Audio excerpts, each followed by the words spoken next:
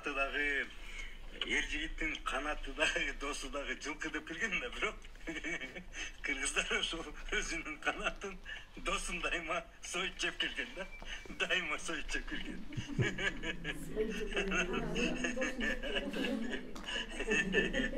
Амазбек Шошенский ушул жетсе, Амазбек Шошенский тез сакайып кеттиңиз, анан айтайын деген. Сооронбай Шарипович күнөөнү эмес. Ал каныбызда бар да, табиятыбызда. Досын жеп коймой. Каныбызда бар кыргыз жигити. Ошентип чомойгон. Сооронбай Шариповичте күнөө жок, Амазбек Шошенич.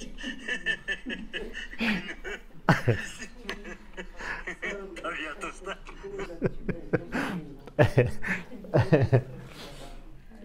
Бул киши активист да, ар кайсы немелерге болгон окуяларга мындай өзүнүн немесин билдире берет да, өзүнүн пикирин билдире берет да. Активист. Анан жазсаңыз бүгүнкү экинчи бөлүмдүн немесин, темасын. Экинчи бөлүмдүн темасы эмне? Жазсаңыз, экинчи бөлүмдүн темасы чымын, пил күчүк, торпок, сыйыр, өгүз. Бүгүнкү экинчи теманын негизги немелери болот ушулар. Mayli, sıyır, cengör, sıyır, ye. Uy dep koyun olsam. Mayli. Өгүз. Bir juma boldu, Batkendegi bir mugallim ayal, küçüktü, alıp kirgen balanı ayabay uruştu, değil mi? Mugallimler uruşa veriş gerek da özüçü. Bul Kırgızdın mentaliteti. Muno kişi aytып атат, kapı bolbogula. It Kırgızdın mentalitetinde urup, soğup, ağa jugundu kuyup ele karmachыбызda. Kaçan Kırgız itти dos kılgan. Kaçan Kırgız itти süygön. Деп атат да, mentalitetibizde бар деп атат да. Анан ошол mentalitetibizge şariatта кошуп кое турган болсок, şariatта itke кандай мамиле жасайт itke? Эгер ит сенин казаныңды, идишиңди жалап койсо, 7 жолу катыран кылып жуушуң керек дейт. Şariat айтат. Бул иттен алыс ойногула деген сөз. Жаш балдарга болсо, иттен алыс жүргүлө деген сөз. Себеби Пайгамбар саллаллаху алейхи вассалам Алладан алып сүйлөйт да. Алладан келет, анан сүйлөйт да бизге. Вама янтику анил хава, өзүнөн сүйлөбөйт Пайгамбар саллаллаху алейхи вассалам. Алла үйрөтөт, анан сүйлөйт. Итте жугумдуу оорулар көп болот, иттен жугат. Иттен жукканда аябай оорулар. Ошондуктан иттен алыс болгула деп айтат шарият. Мусулман элдеринин менталитети итти кучактабайт, итти жалап жулкобайт, итке бетин жалатпайт, итти үйүндө бакпайт, итти анчалык сүйбөйт. Алар каяктан келди бизге? Европадан келди. Европа көргөзө берип, итти өшкөнү, ит менен жалашканды, үйдө ит бакканды көргөзө берип, биздин каныбызга сиңирип, анан биздин балдарыбыз дагы ит менен кучакташа турган болуп калды. Мурун андай анчалык деңгээлде болгон эмес. Себеби менталитетибиз эмне? Итти дос кылган эмес да. Айтып атат, жылкы менен дос болгон, жылкыны союп жеп коебуз өз досубузду деп ал жагын саясатка буруп, тамашага буруп берди. Алмазбек Шарченович, капы болбоң, Сооронбай досуңуз сизге неме кылган болсо, биз Кыргыздын каны да бул, капы болбоң. Кыргыз ат досу болот, канаты болот, өзүнүн досун өзү союп жеп коет. Деп бул жагын тамашага бурду. Бирок ошол окуя күчүктү алып киргенге мугалим тилдеп койсо, ошол окуядан Кыргызстан боюнча чымындан пил жасашты. чымындан пил жасашты. Эч кандай көңүл бура турган маселе эмес болчу. Ошол мугалимдин ордунда бардыгыбыз болсок, ал баланы айтат элек: "Эмнеге сен бул жакка күчүктү алып келип алдың?" Мугалимден сөгүшүп эле, кулактарыбыз чоюлуп эле, шапалагын жеп эле чоңойдук да. Мугалимге тарбияга, урганга укугу биздин менталитетибиз берип койгон. Биздин менталитетте бар нерсе да. Менин атам айылдын молдосу эле. Кышында ушундай чоң үйүбүз бар эле, ушунун жарымча келе турган. Ошого айылдан 50-60 бала келип кышында окуйт да, сабак алат. Куран жаттайт. Ошондо кээ бир балдарды атасы жетелеп келет эле да, мен өзүм күбө болгом. Тапшырат эле да, шагирт кылың, мынаны окутуп бериң деп атканда бир сөздү айтат эле. Сөөгү эти сиздики, сөөгү биздики дейт эле. Мугалимге шагиртти тапшырып атканда биздин менталитет устазга айтат: "Сөөгү сиздики, эти сиздики, сөөгү биздики" дейт. Бул дегени этин мүлжүп жеп коюң, бизге сөөгү калса болот деген сөз эмес. Бул дегени этине сизге рухсат, кол тийгизгенге деген сөз. Урсаңыз дагы, сабасаңыз дагы мага ушуну адам кылып бериң деген сөз. Ошол биздин менталитетибиз. Устазга, мугалимге ошондой урмат сый болуш керек дагы. Мугалим, сен балаңды ага тарбияга берип атасыңбы? Аны уруп согушуна, тилдешине рухсат берип кой. Бирок чектен чыкпаш керек. Азыркы мамиле бизге тарбиянын мамилеси, мугалимге болгон мамиле, балага болгон, жаныбарга болгон мамиле бардыгы менталитетибиз калып кетти, динибиз айткан калып кетти. Европанын бизге тыгыштырган баалуулуктары, бул деген нерсе жөнөкөй нерсе эмес. Бул деген нерсе пландалган нерсе. Ошол окуя болуп өттү. Бирок ошол окуядан чымындан пил жасаш аракеттери эмне үчүн социалдык сеттерге тарап кетип атат? Эмне үчүн мынау кишилер, ушу кишинин өзү анан кийин бир досун ээрчитип алып, жанагы балага, күчүгүн алып келген балага велосипед алып берип, кийим-кечек алып берип, сен акылдуу баласың, ушундай болуш керек бала деген деп ага жардам берип, моралдык, материалдык жардам берип, муну менен жана мугалимди четке кагып атат. Мугалим бечара дагы коомдун басымынан чыдабастан акыры кечирим сурап атат. Кечирим сураганга эч кандай орун жок болчу. Баланы мактап звезда кылганга орун жок болчу. Бирок баланы мактап звезда кылыш бул керек. Кимге керек? НПОлорго керек. НПОлорго керек. Эми ошону жылдыз кылып чымындан пил жасаш керек. Кантип пил жасап атат? Балага үйрөтүп атат. Башта баланы тарткандан мурун үйрөтөт агачы. Үйрөткөндө кайсы жери үйрөткөнү билинди. Автоматчан киши мени атып салабы экен деп корктум деп атат ал балачы. Окуя баткенде болуп атат. Былтыркы окуядан кийин, тажиктер басып киргенден кийин бардык мектептерге автоматчан немелер коюлган. Балдардын көзү ага канып калган. Бардыгы. Көзү канып калган ага. Андан коркпой турган болуп калган. Бирок ошол сөздү айттырды. Экстремал сөздү айттырды балага. Мени атып салабы экен деп. Бул жерде мугалимден эмне жасаш керек? Мугалимден жырткыч жасаш керек эле да. Чымындан пил жасаш деген ушул. Бала мага жаккан жок, сен сүйлөп аткандачы. Ал бала чоң күлган. Меники эмес, таңатат ал балачы. Макул эми. Чымындын тиешеси ушул. Пилдин тиешеси ушул. Анан кийин күчүктү өттүк. Андан кийин эмне бар? Торпок. Уй. Ал балада айып жок өзүчө. Айып ата энесинде. Айып колу кошунада да. Апенди, Насиридин апенди деген болгон да. Ал өзү мындай туура ишти кылган, юмор аралаштырып кылган, тамаша аралаштырып жасаган да. Апенди деп коебуз азыр. Эси жок адамдарды, тентек адамдарды апенди дейт. Бирок нагызында ал киши мындай маанилүү нерсе жасайт болчу.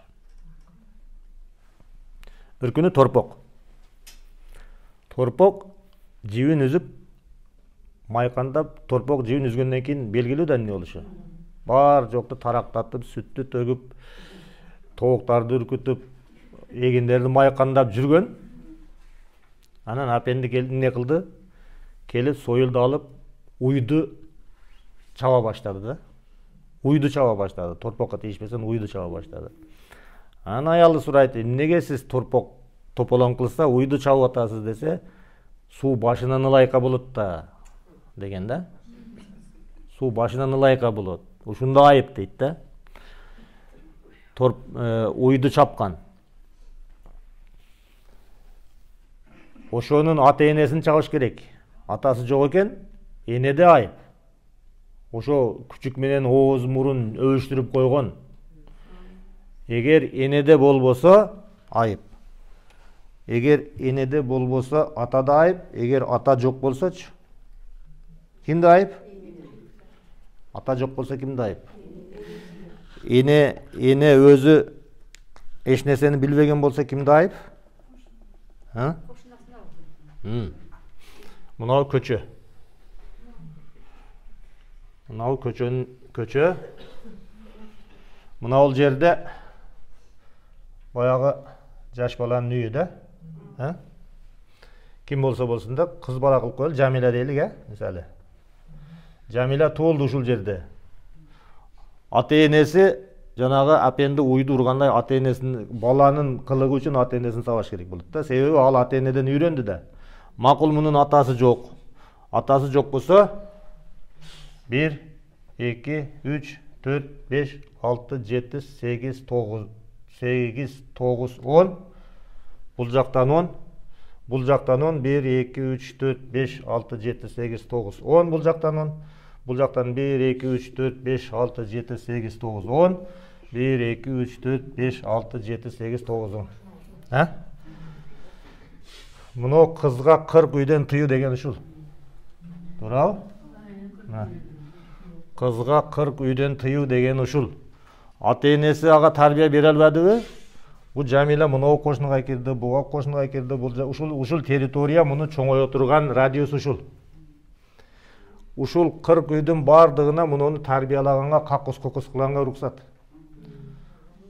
Кызга 40 үйдөн тыюу деген ушул. Мына ушул кошуналар, ушул радиустагы бардык адамдар мунун ата энесиндей эле мамиле кылып, ата энесиндей эле тарбиялаш керек.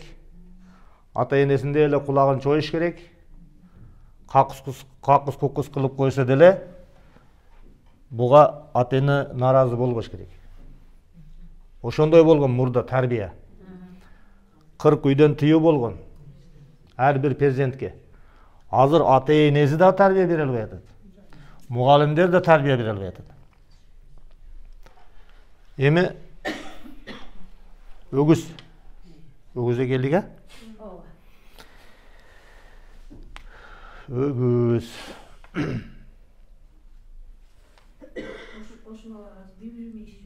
Биздин Нокатта жашаганда кошунанын кызы бар эле кичинекей. Анан ошонон сурайт да. Рахат ким болду деп сураса, кичине кыз. Эми тили чыккан да. Ак-караны эми таанып аткан. Кыз бала мектепке бара элек. Чоңойгондо ким болосуң десе, мен пара алгыч мугалим болом дейт. Мен пара алгыч мугалим болом деп жооп берет да. Ал андай сөздү каяктан билди? Эмне үчүн чоңойгондо пара алгыч мугалим болом деп атат? ошол колу кошуна тууган уруктар бирөөнү 10-классты бүтүргөн бир өздөрүнүн баласын Бишкекке окууга киргизиш керек болгон. Анан ошол кыздын үйүндө чогулуш болгон. Колу кош немелер тууган уруктар чогулуш болгон. Анан бардыгы айткан. Баланын атасы айткан. Эй паланча, түкүнчө, мынау бала жогорку окуу жайга жайгаштырышыбыз керек. Менде өгүз бар. Жетпейт бирок. Сен да өгүзүңдү сат, сен да өгүзүңдү сат, сен да баккан өгүзүңдү сат. Ошонун акчасын чогултуп, мугалимге берип туруп, бир мугалим таап туруп. Баланы окууга өткөрөлүк дейт. Муну көрүп турат жанагы кыз, кичине кыз. Анан ойлойт да, мугалим болсоң жыргайт экенсиң, өгүздөрдү сатып, акчасын алып келип сага берет экен. Чоңойгондо ким болосуң десе, пара алгыч мугалим болом дейт. Пара деген сөз ошол жерде айтылган. Ошол отурушта айтылган. Азыр пара бербесек болбойт деген. Ушул параны берип мугалим табып, баланы окууга өткөрөйлүк деген. Окууга ошентип өтүп жүрүштү. Өзүнүн күчү менен, өзүнүн идиреги менен окуп бүткөн адамдар болгондо азыр биздин заманыбыз, экономикабыз мынча аркага кетпейт эле да. Бардыгы өгүздүн акчасына, көпчүлүгү өгүздүн акчасына бүткөн балдар. Өгүздүн акчасына алынган дипломдор. Анан ошо маалда бирөө баласын ээрчитип кетип атыптыр да. Окууга өтүптүр. Окууга өткөндө баласын ээрчитип, остановкада автобус күтүп турса, сурайт экен да.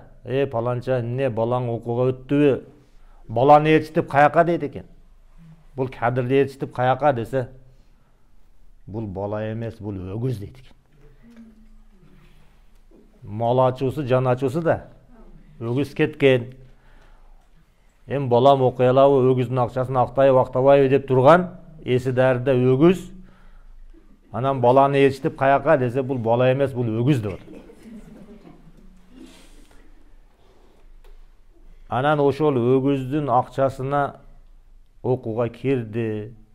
Андан кийин окуй албай жүрдү. Дагы өгүздү сатып экзамендерден өттү. Окууну бүткөнгө чейин, ал кадр болгонго чейин канча өгүздүн башыны жеди. Анан дипломду өгүздүн акчасына сатып алды. Дипломду дагы өгүздүн акчасына сатып алды. Окуган жок, башта эч нерсе жок. Эмне үчүн балдар тарбиясыз? Аны окутуп аткан мугалимдердин көпчүлүгү дипломду өгүздүн акчасына алган. Ошо биздин жашообуздун мазмуну ушул болуп калды да. Дагы бир тема калып кеттир. Бул деген шым деген тема калып кеттир.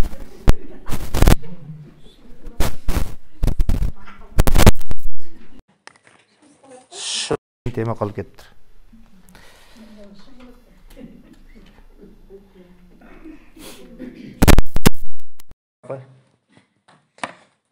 Шым деген тема кеттир. Ошондой болгондон кийин тарбия жок, илим-билим жок. Анан өзүнүн шымын башына кийет да. Кыргызстандын тарыхында бул жөнөкөй эле шымын башына кийип алыптыр деген тетири кетти деген эле сөз да. Туурабы, шымды башка киймек беле. Бирок ушул факт түрүндө жашоодо болду ушул нерсе. 10 күн 15 күн болуп калды бул нерсеге. Мо TikTok деген бале бар. TikTok деген бале, мынау телефон деген бале, муну жакшылыкка да пайдаланса болот. Бирок 40 шайтандан көбүрөөк бул азгырат да. 40 үйдөн тыю эмес. ата эне өзүнүн баласына муну алып берип койгон. Баласы менен иши жок. Бала өзүнүн бөлмө кылып койгон. Бул дагы тарбия да. Баланын бөлмөсү болуш керек, ата эне кирсе такылдатып кириш керек. Европанын тарбиясы да колуна буну берди. Анан муну менен эмне кылып атат? Өзүнүн бөлмөсүндө ар бала кылып атат да. Анан TikTok'tu жаптыргыла деп Шайлообек Атазов дагы кээ бир депутаттар чыгып атпайбы? TikTok'tu биз дагы коомчулук жазышыбыз керек. Жабылсын бул TikTok деген депчи. Анын баттылбы деген бир немеси бар экен, анын оюну бар экен. Анан кыз менен жигитпи, бала менен балабы бири-бирине суроо береби, эмне кылат, тапшырма береби, ошону аткара албай калса, анан анын айтканын бул жасаш зарыл болот экен.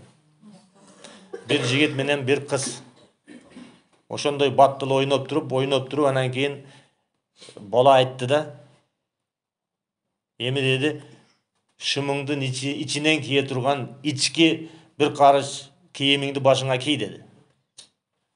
Кийди. Шымын башына кийди, кийим кыз бала.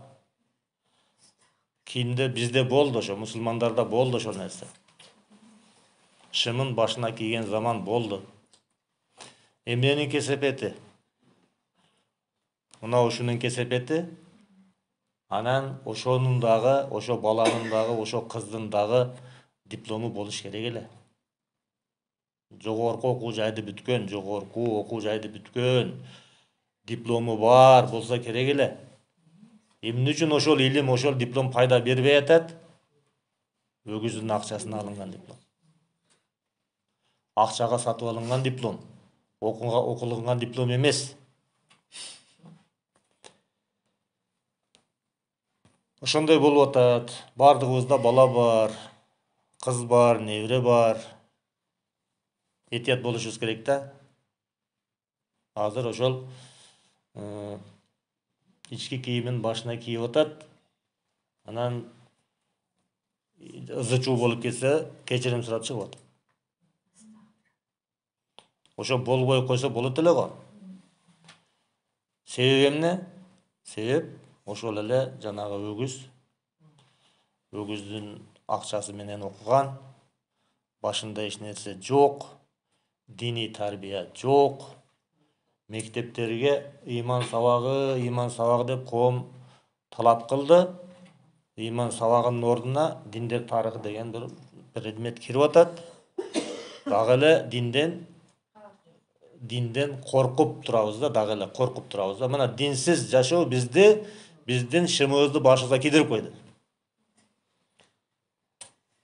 Динсиз жашоо, бакчада дин жок, мектепте дин жок, жогорку окуу жайда дин жок. Мына балдарыбыз эмне болду? Шымын башына кие турган муун жаралды. Ошого эми жоопкерчилик эмнеде? Жоопкерчилик өзүдө калды. Мектептен күтпөй эле койгула тарбия. Жогорку окуу жайга өттү, тарбия берер жок. Ата-энелерде калды. Бирок ошо ата-энелердин өзү кандай? Ата-энелердин 90%, 80% өгүздүн акчасына бүткөн адамдар. Окуган эмес. Окуганда деле основа, талим тарбиянын основасы динге курулган эмес. Бизде айтат, биз советский мамлекетпиз, мектепке динди аралаштырбагыла. Биздин жашообузду көрдүк го, динден эч мүмкүн эмеспиз. Динден ажырап жашай албайбыз. Биз жашап аткан күндөр эмне экен? Курандан алынып атат. Биринчи күн, экинчи күн деп. Ошон үчүн биз тамырыбызды, тарбиябызды, булагыбызды каяктан алабыз? Динден алышыбыз керек. Канчалык свет болуп кетсең дагы тарбияны динден табасың да. Динден башка жактан биз тарбия таба албайбыз. Европаны ээрчи берсек, шымыбызды башка кийебиз. Азыр деле кеч эмес. Коомдук коом өзүн өзү сактап туруш керек да азыр. Мамлекет дини тарбияны киргизбей атабы? Коом өзүн өзү сактап туруш керек. Анан таныш билиш жетекчилерге, депутаттарга жеткириш керек. Акыбал ушундай.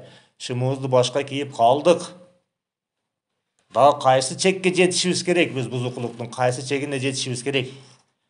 Качанга чейин күтүп отура бересиңер? Келгиле динчилдигибизге, адеп ахлагыбызга, каада салтыбызга кайтайлык деген нерсе маселелерди ар бирибиз көтөрүшүбүз керек.